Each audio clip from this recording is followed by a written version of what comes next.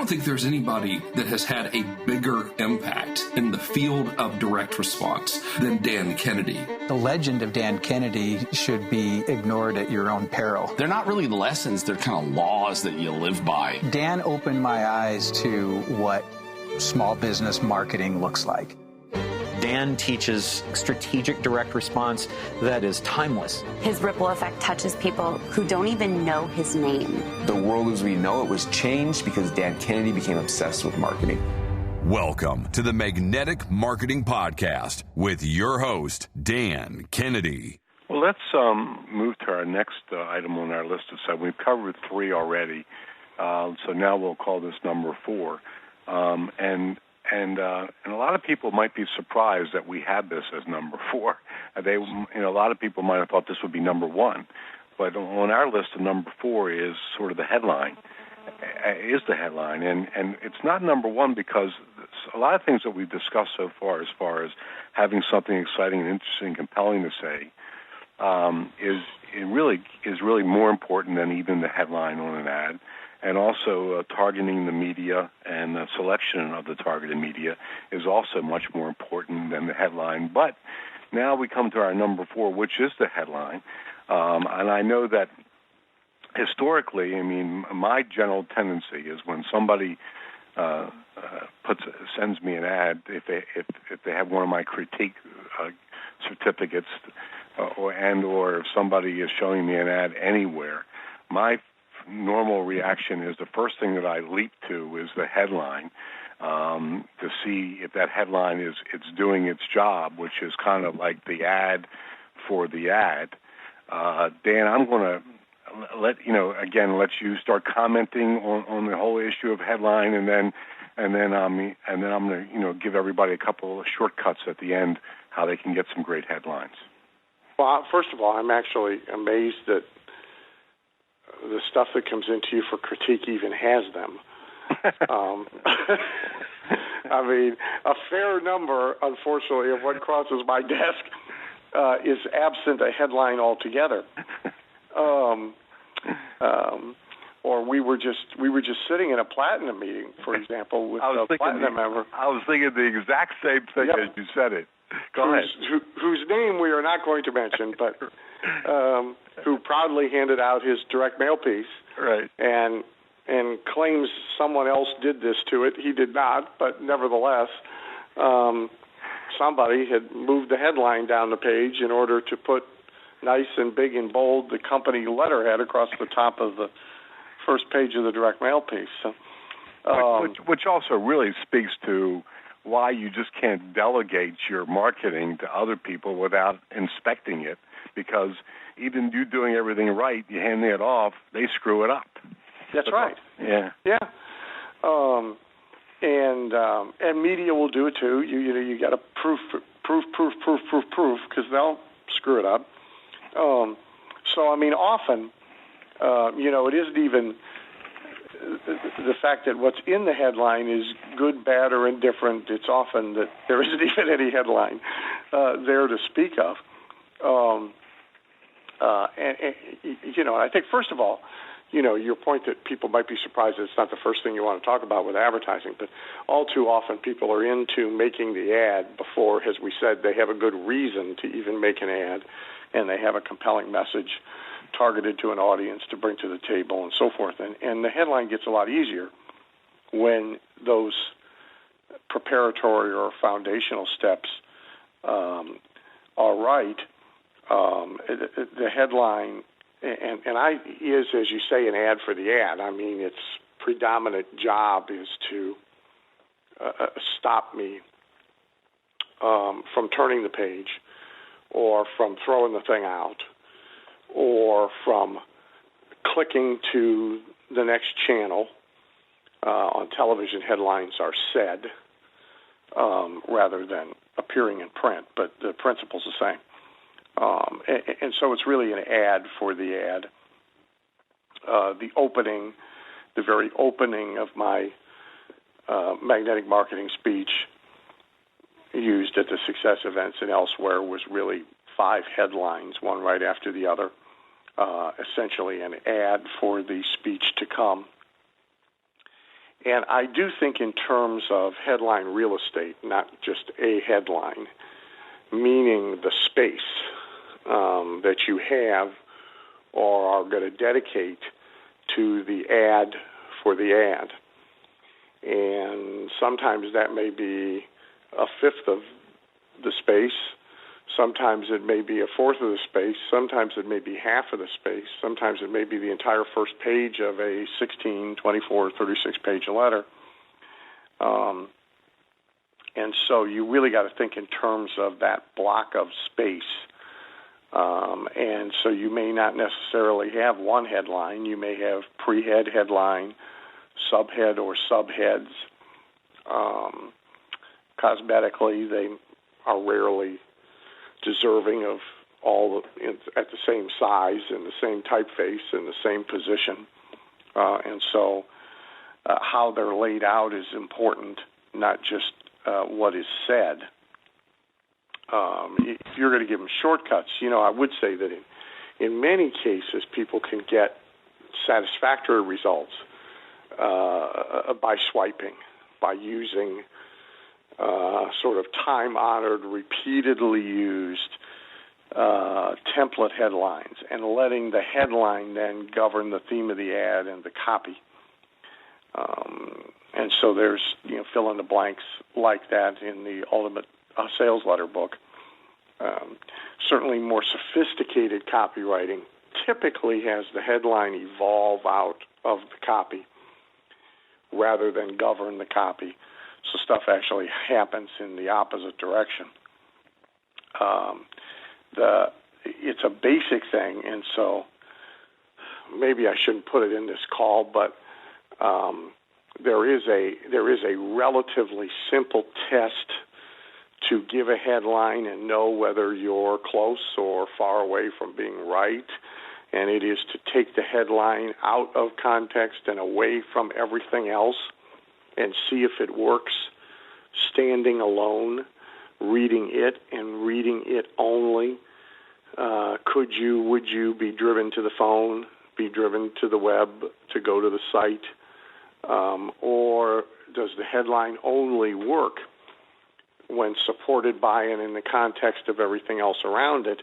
And if that's true, of course, it's failing its predominant purpose of being an ad for the ad. And I guess that, the last thing that I would say about headlines is looping all the way back to our first point. They really have to, earn their keep. There has to be a reason for them. If it was as simple as, okay, the headline's purpose is to get everybody to read my ad so I can sell something, then all the headline would have to be is, hey, read this ad. And rarely does that particular headline work. It's been tested.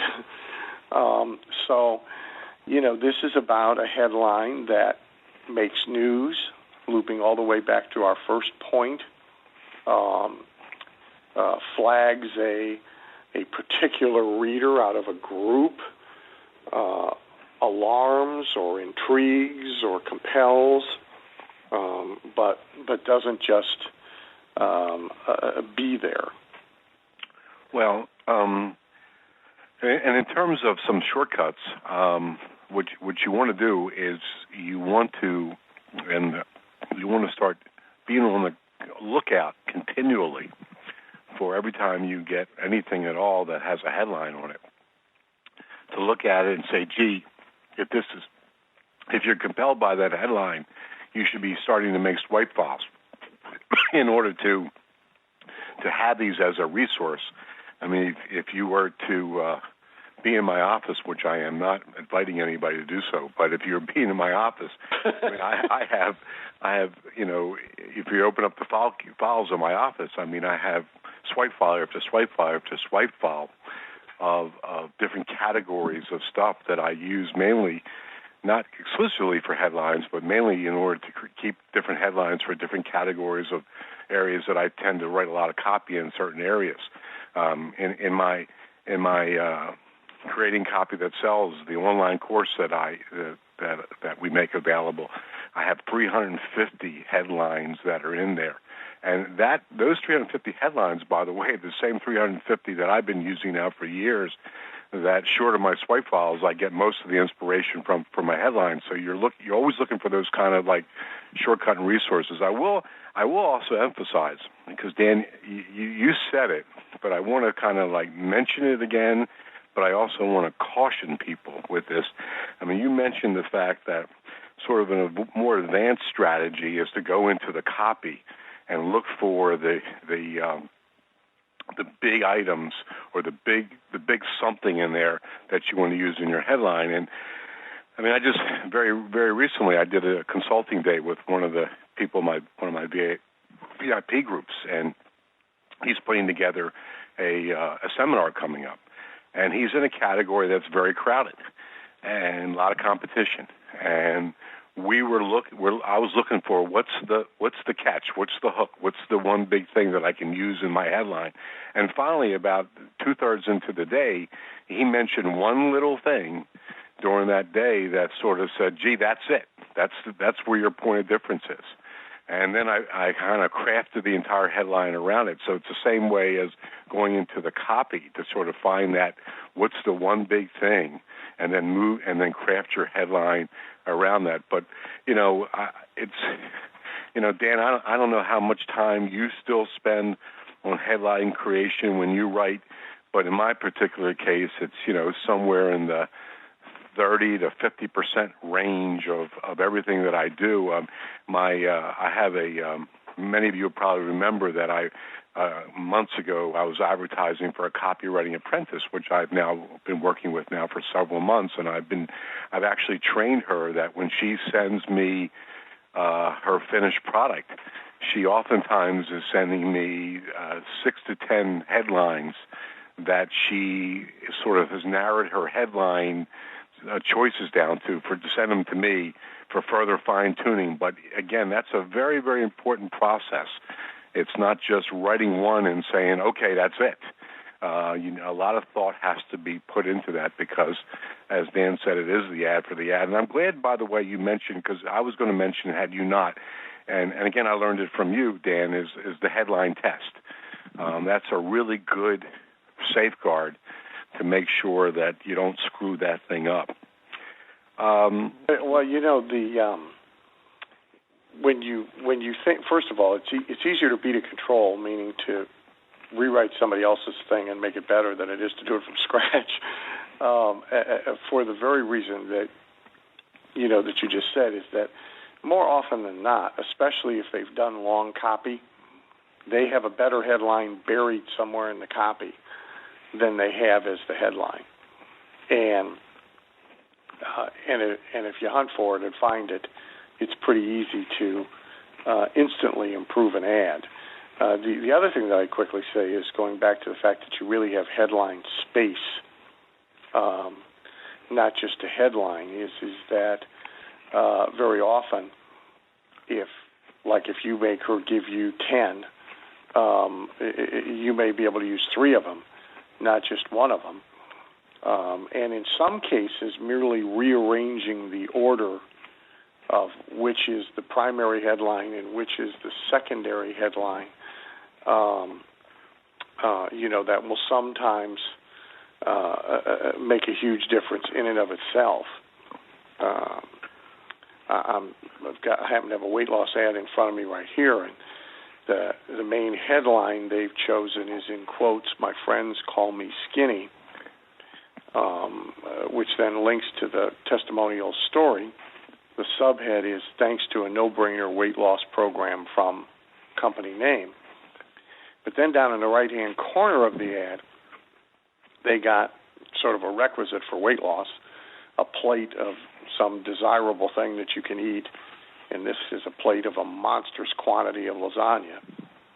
And the caption under the photo says, "I get to eat my favorite meal, lasagna, and I still lost 22 pounds.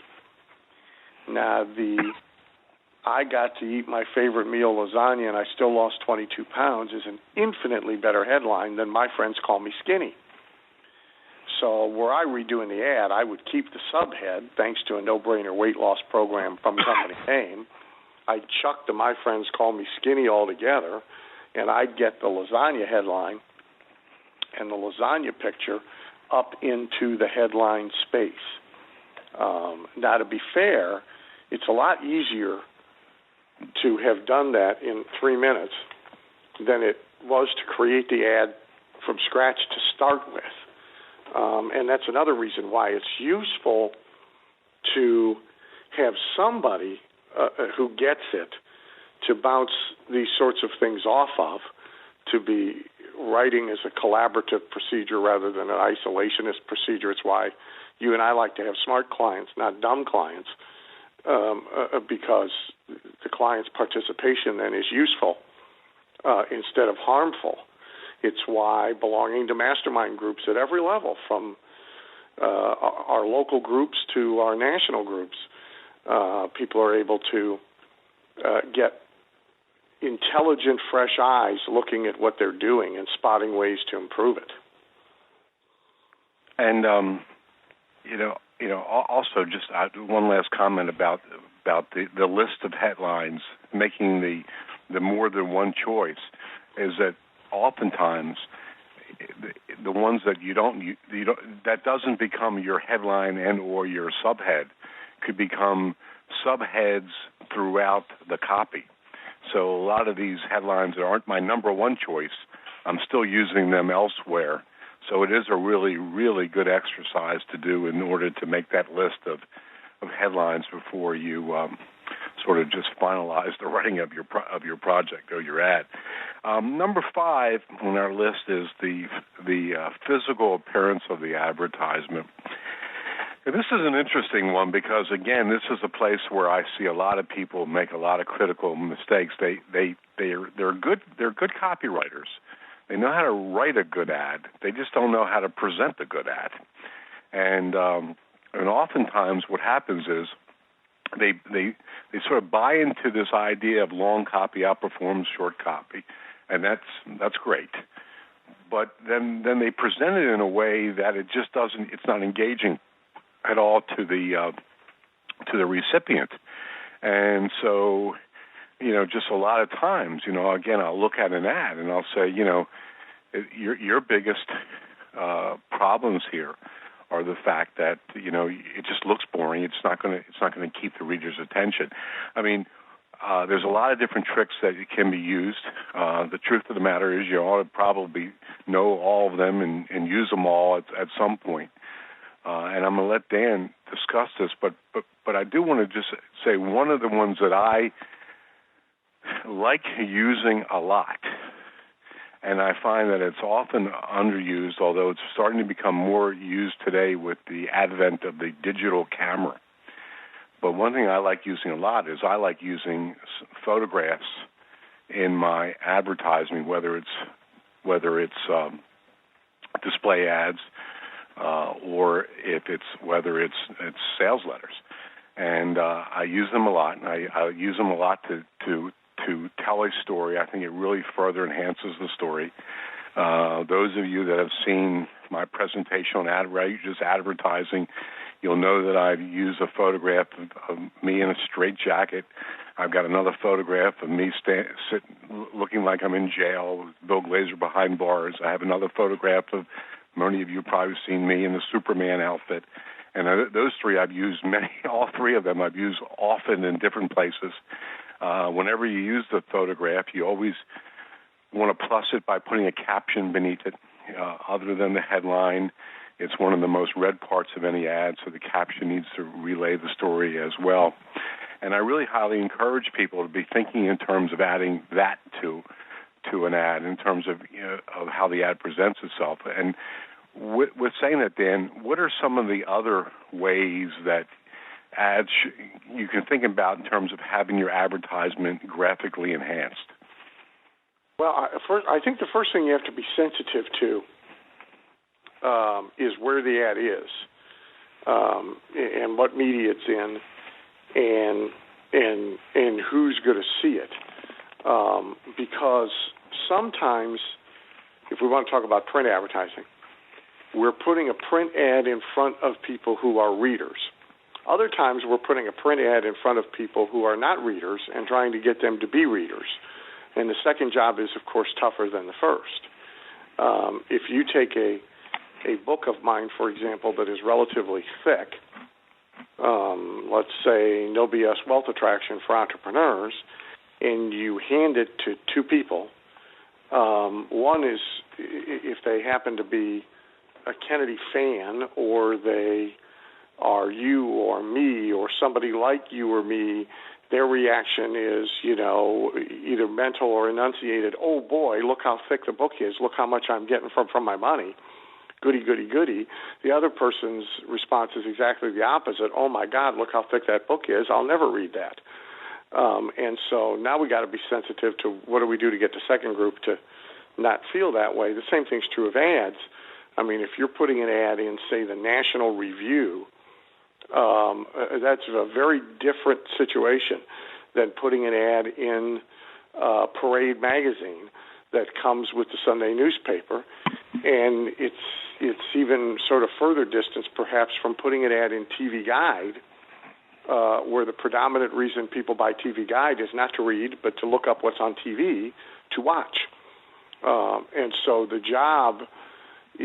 task itself is more demanding or less demanding, depending on where we are, and then how relevant the message is to the readership.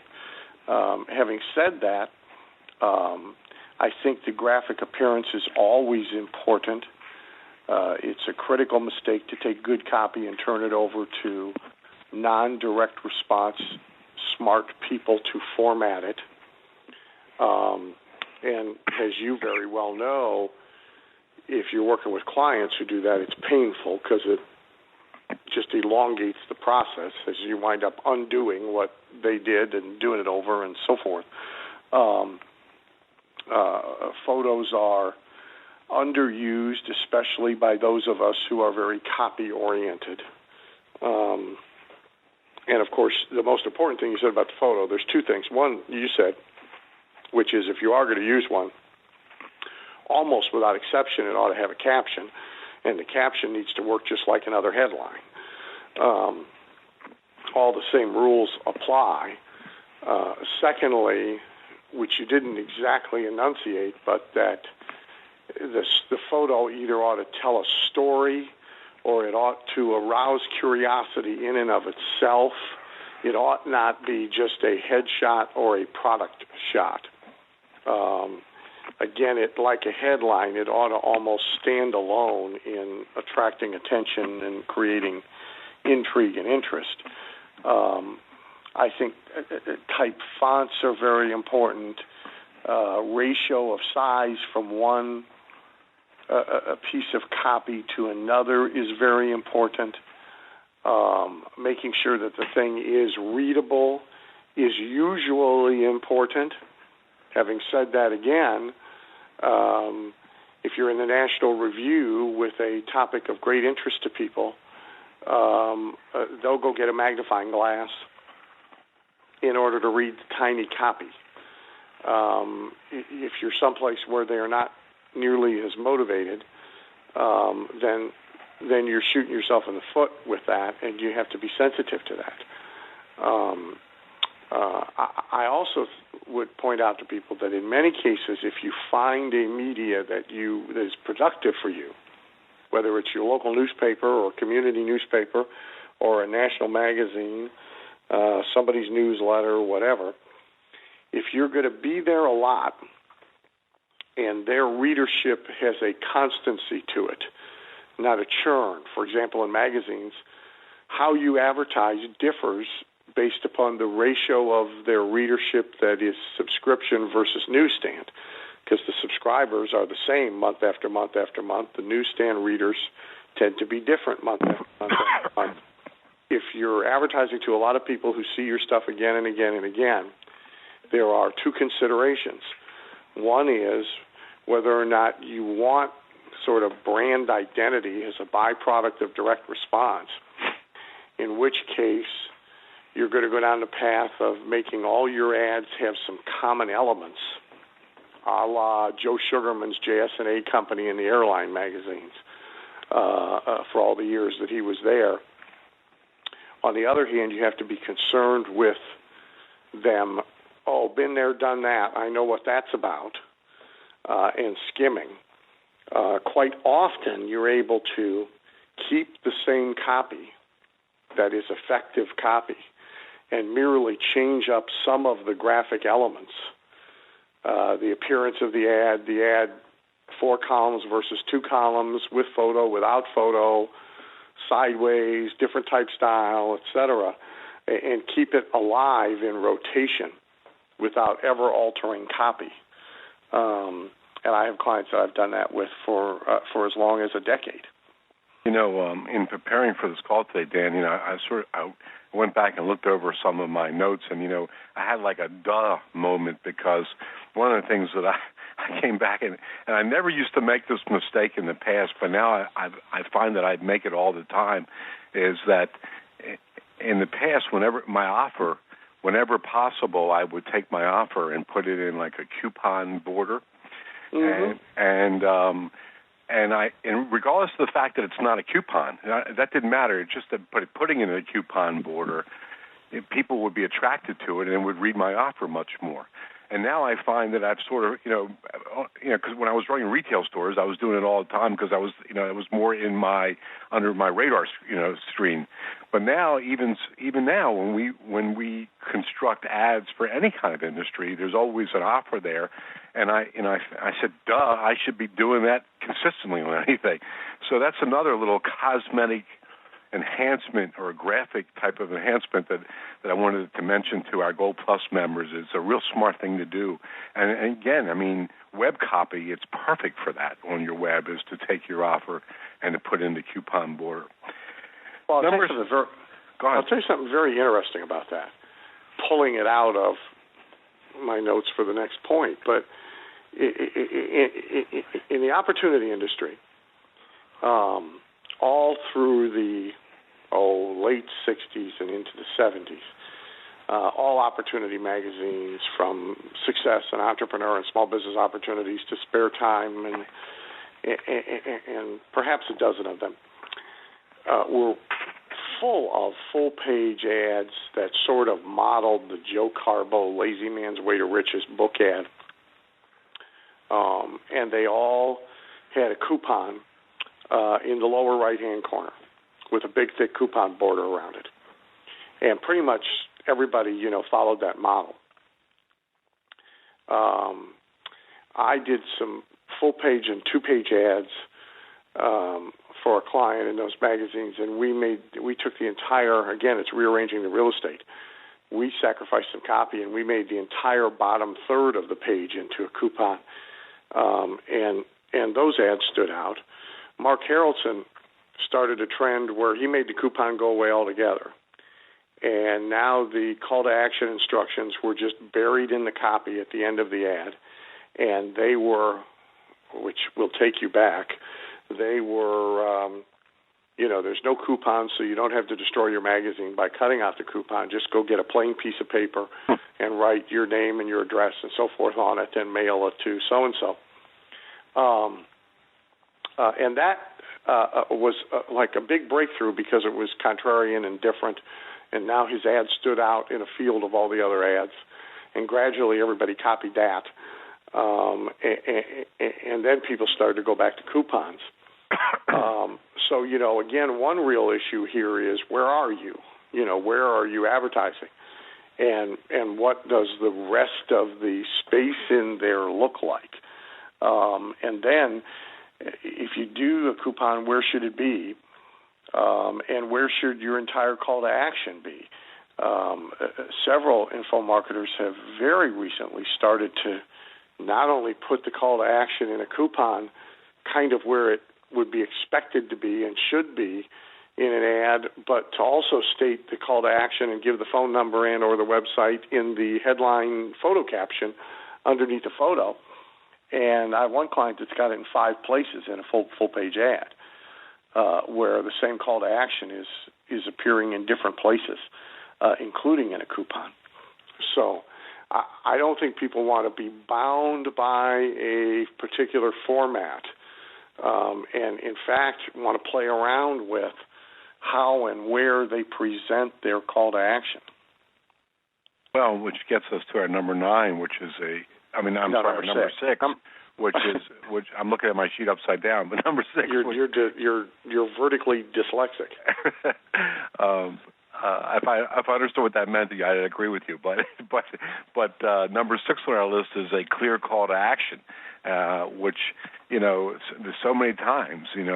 Again, we see it happening where people they're in the race.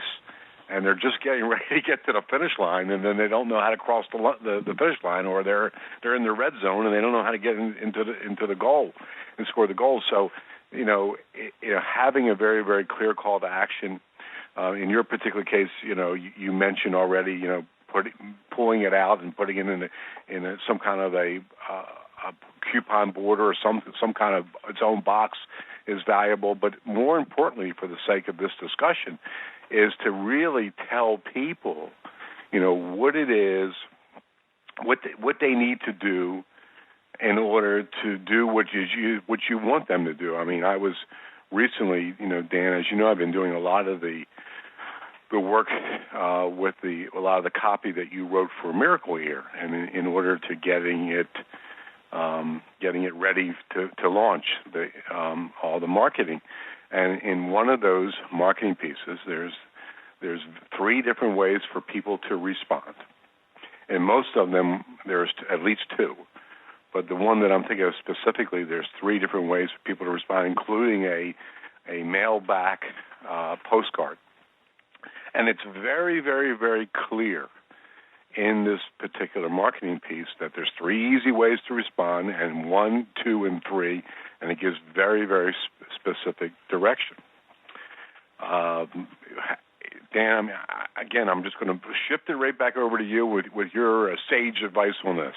Well, Zig's great line is that there are a lot more professional visitors than there are professional salespeople. And the profound difference is asking for the order. And the same thing happens now with salesmanship in print. As you point out, a lot of people send material in the mail. Brochures are very common that are professional visitors and do not very clearly tell the person what it is that they are supposed to do. And, I have a sentence that says, confused consumers do nothing. And so it's an area where we all err from time to time.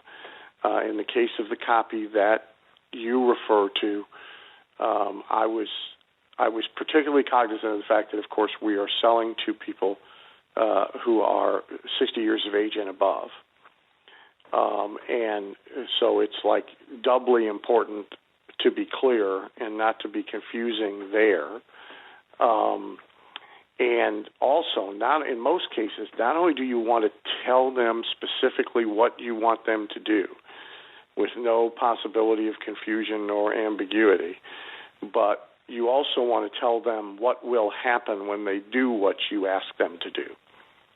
And so also in that same batch of copy, which comes from chiropractic, we've used it in chiropractic for 30 years, is the list of, here's what will happen when you come to the office.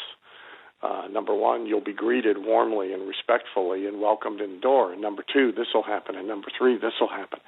And your 6 basic questions will be answered. Here are the 6 things you'll know after your initial consultation. So people need to be told what to do in order to respond. And if the response is by phone or in person, as opposed to safe, meaning just requesting information, then generally they need to be told exactly what's going to happen to them and what's not going to happen to them when they do respond.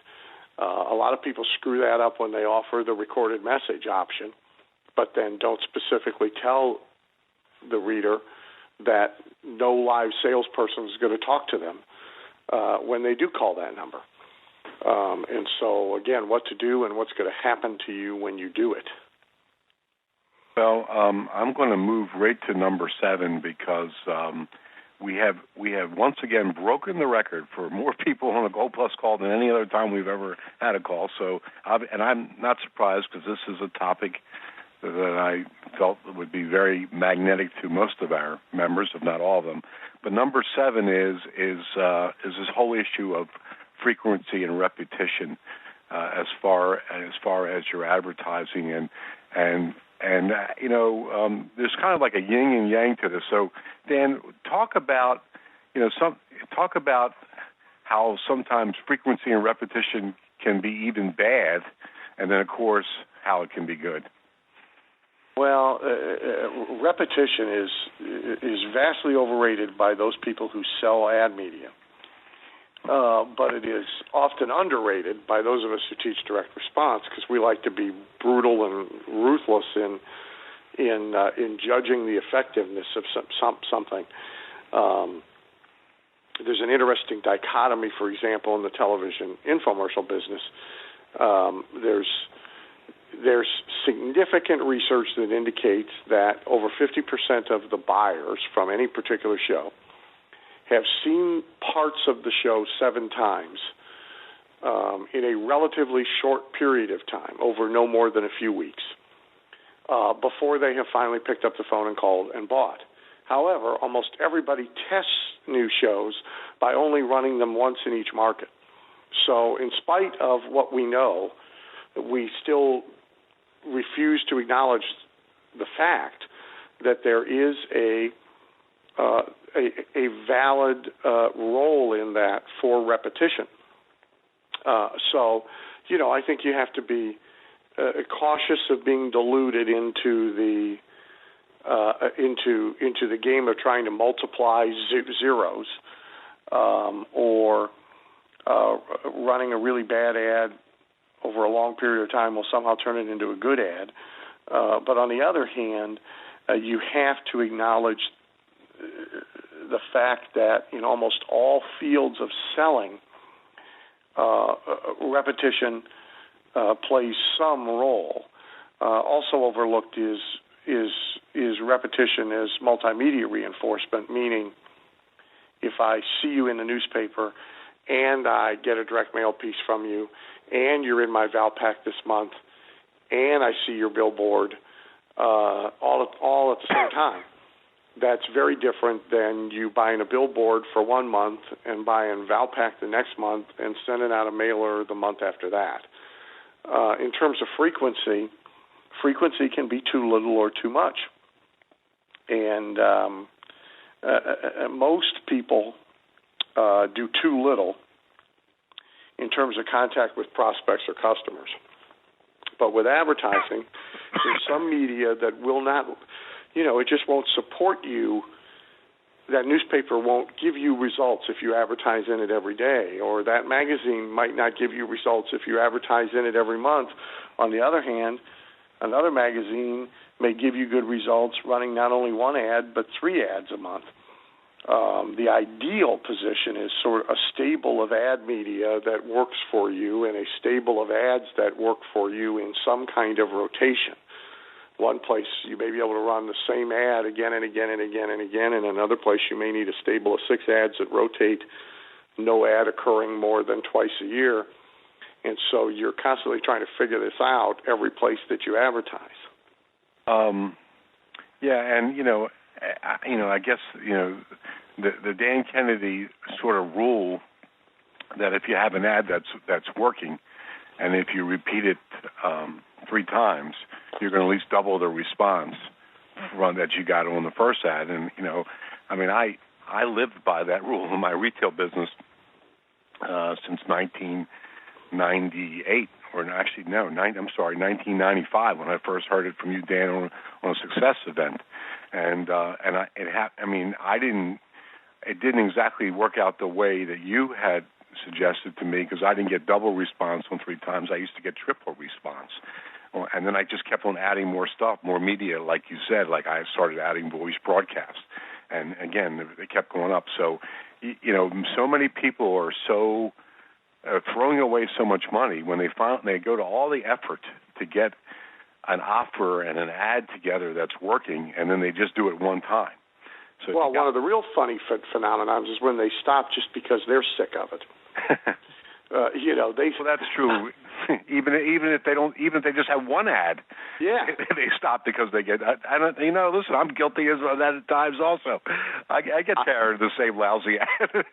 I used to at least once a month. I mean, our Go by the Inch infomercial for Len Chaikin's company was on the air for almost 9 years, 8.5 years, which is a record in its category. And at least once a month, I'd have the same conversation with Len. He'd call up and say, "We got to start working on the next show." On a replacement show. And I would say, "I'd like to take your money, but are you sure you need a replacement show?" "Well, yeah." "Well, why?" "Because it's been on for 4 years and it runs constantly and everybody's seen it." I said, "Well, how are the numbers? Is response declining?" "No." "Cost per lead going up?" "No." "Return on investment going down?" "No." "Well, what you got to do, Len, is stop watching your own show." Because he's getting up at 2 o'clock every night watching the show, and he thinks everybody's seen the show. And it happens a lot. People change ads and change direct mail pieces and change TV commercials just purely because they think everybody must have seen them by now. Thank you for listening to the Magnetic Marketing Podcast with Dan Kennedy. If you love hearing in on these lost Dan Kennedy talks and speeches and calls, then please let someone else know about this podcast. That's how you can help it to grow. And the more it grows, the more free Dan Kennedy we can bring to you. Also, Dan would love to give you the most incredible free gift ever, designed to help you make maximum money in minimum time. Now, this free gift comes with almost $20,000 in pure money-making information for free just for saying maybe. You can get this gift from Dan right now at nobsletter.com. Not only will you get the $20,000 gift, you're also going to get a subscription to 2 marketing newsletters that will be hand-delivered by the mailman to your mailbox each and every month. One from Dan Kennedy and one from me, Russell Brunson. To get this gift and your subscription, go to nobsletter.com right now.